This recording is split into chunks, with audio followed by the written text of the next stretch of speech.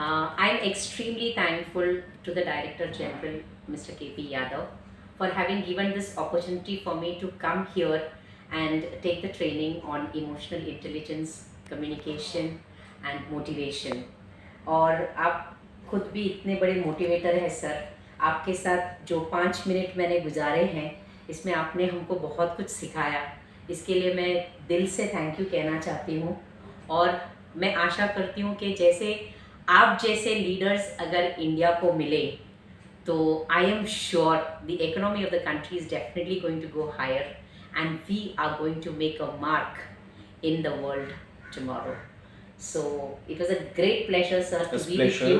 Anna, I express my gratitude to you for sparing your valuable time and giving communication skill training to my staff. In fact, I would like to say that having got a very good mentor in you,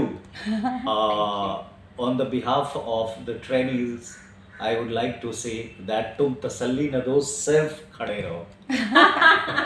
sir तुम तसल्ली न दो, हमारे साथ रहो, वक्त मरने का कुछ हमारा टल जाएगा।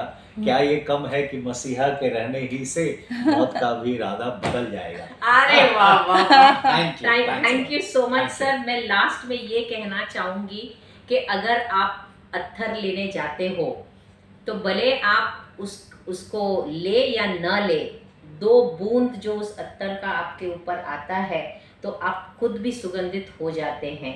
तो आपके प्रेजेंस में मैंने अपने आप को बहुत ऑनर्ड फील करती हूँ और आपसे जो सीख मिला है, this is the icing on the cake. Thank you so much sir. God bless.